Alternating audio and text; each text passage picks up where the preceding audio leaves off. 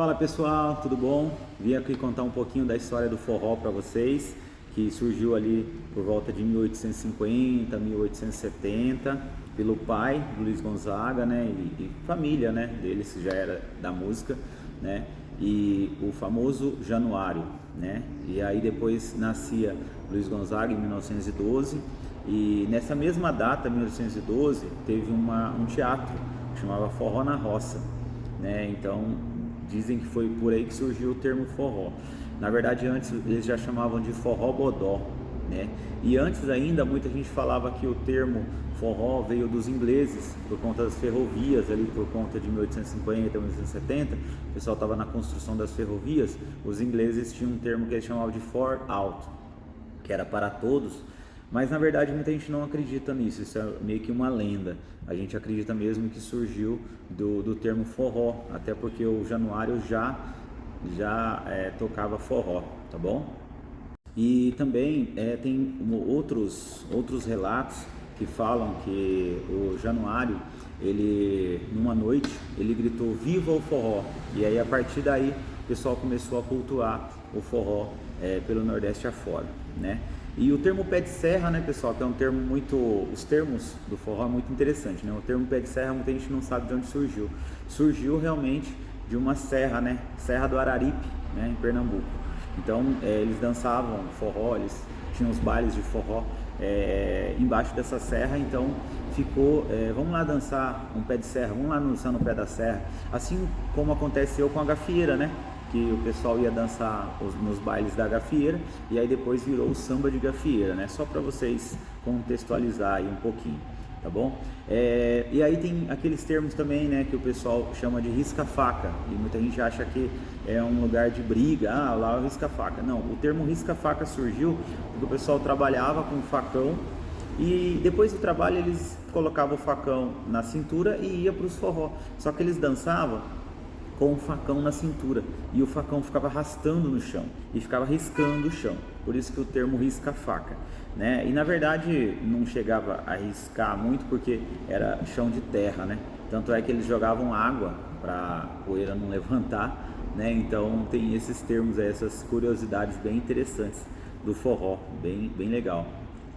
E também, pessoal, por volta ali de 1912 a 1920, né, surge o chachado, né, que ele surge também no cangaço, por isso que eles falam que o chachado é do Lampião, né, mas na verdade o chachado vem do termo chachachão, né, é um termo que o pessoal costumava fazer na roça, eles plantavam alguma coisa e tinha que chachar o chão, então o termo chachado vem de chachachão, mas como os cangaceiros dançavam muito o chachado, e era uma dança dançada solo, né, não é igual hoje dançado junto, né. Uma outra curiosidade também do forró, pessoal, é que o forró de antigamente não era o forró de hoje. Há 100 anos atrás, o forró só tinha a sanfona. Então, os bailes de forró era só sanfona e era chamado de arrasta-pé. O que seria o arrasta-pé? Arrasta-pé é como se fosse uma música de festa junina, né? Que é aquele batido um e um que você faz na festa junina. Então, o arrasta-pé existe até hoje, né? Nas festas juninas o pessoal dança. Né? Então esse arrasta-pé já era dançado há 100 anos atrás, né? E depois surge o chachado, né? Dentro do âmbito do forró, né? Porque o forró é como se fosse o pai de todos, né? Como se fosse um movimento cultural, aí dentro dele vai existir os ritmos, tá bom? E continuando, né, o chachado ele se expandiu pelo interior do Nordeste, né, com os cangaceiros, eles chegavam nos lugares e gostavam de dançar, então ficou como se for cultuado como se fosse o forró dos cangaceiros, o chachado, tá bom? Mas todo mundo dançava, tá, pessoal? Indiferente de ser cangaceiro ou não, todo mundo dançava, mas ficou essa cultura aí.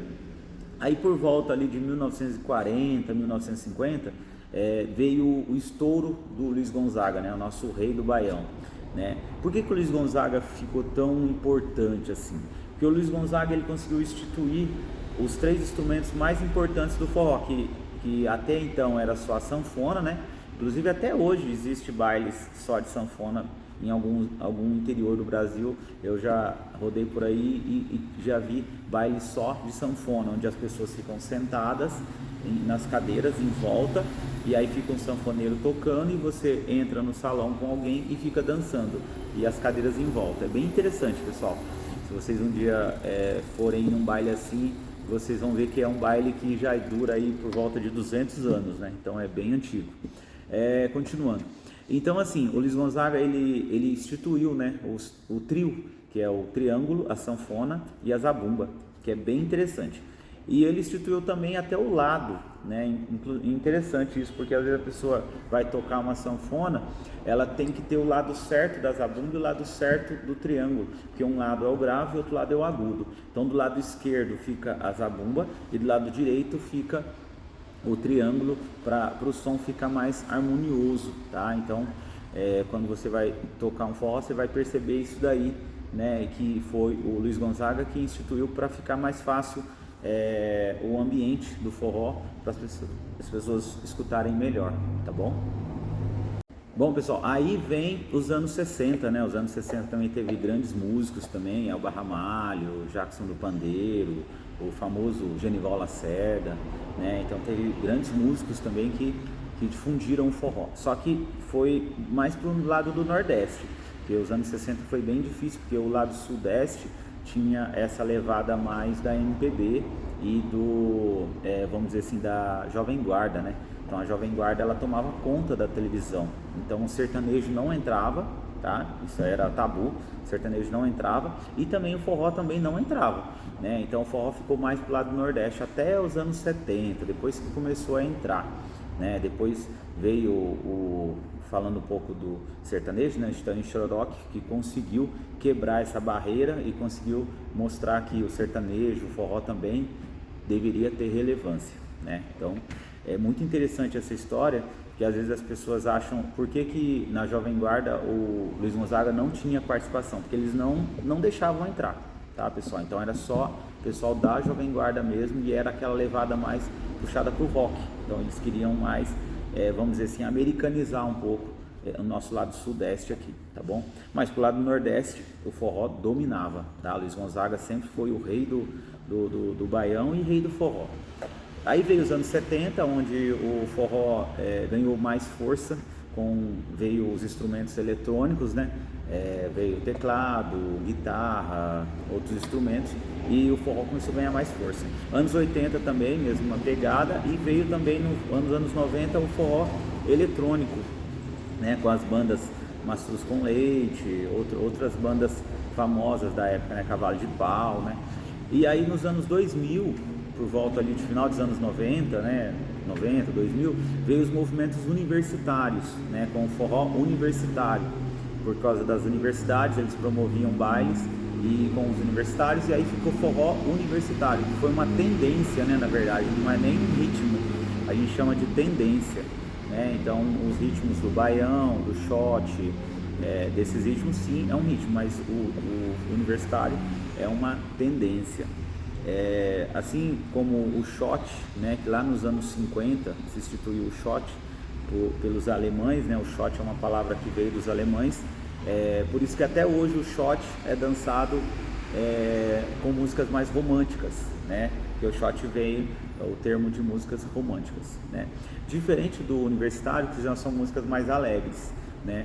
E o universitário ele resgatou o forró porque ele começou a colocar movimentos e de outros ritmos, né? Samba rock, gafieira, tango, começou a colocar passos de outros ritmos. E aí veio os professores famosos na época, Jaime Arocha, Carlinhos Jesus, tal, que começou a difundir também o samba e o forró pelo Brasil afora, né? E dançava também nas bandas também, eles iam nos shows, né, de Elba Ramalho, essas coisas, eles acabavam dançando e acabavam difundindo também o forró afora aí, né? E também nos anos 2000 surgem as bandas muito famosas que são conhecidas até hoje, né? Fala Mansa, Bicho de Pétrio, Virgulino, várias bandas, Peixe Elétrico, né? Que são conhecidas até hoje, tá, pessoal? E tem essa levada do forró eletrônico junto também, desde os anos 90, que vem cultuado até hoje. Só que nos dias de hoje a gente tem centenas de bandas, né? Então o forró é cultuado até hoje como forró shot, eletrônico, baião, arrastapé, que permanece até hoje, né? Desde o princípio lá que já tinha o arrastapé, permanece até hoje. E hoje a gente tem, um exemplo, na pandemia estourou Barões da Pisadinha, né? Então que cultuou esse termo do forró piseiro aí, né? E depois, mas cada região tem o seu estilo, né? Pro lado de Brasília tem um estilo, né? Mais João Gomes, né? Mais bagaceira, né? E vamos pro lado do Ceará tem outro estilo, né? Que é, vamos ver, Calcinha Preta, essas bandas assim. Então, pessoal, quis trazer para vocês um pouquinho aí da cultura do forró. É muito rico, né? Muito rico. E às vezes as pessoas não sabem ou não entendem essa cultura por conta que não era tão difundido na mídia, mas hoje em dia com a internet a gente consegue ter bastante acesso. Então, e hoje em dia os professores viajam mundo afora aí levando o forró para o mundo aí, né? Os passos, os movimentos, a nossa cultura, né? E é muito bacana, tanto a música quanto a dança, tá bom? Um grande abraço aí e bora dançar forró, galera!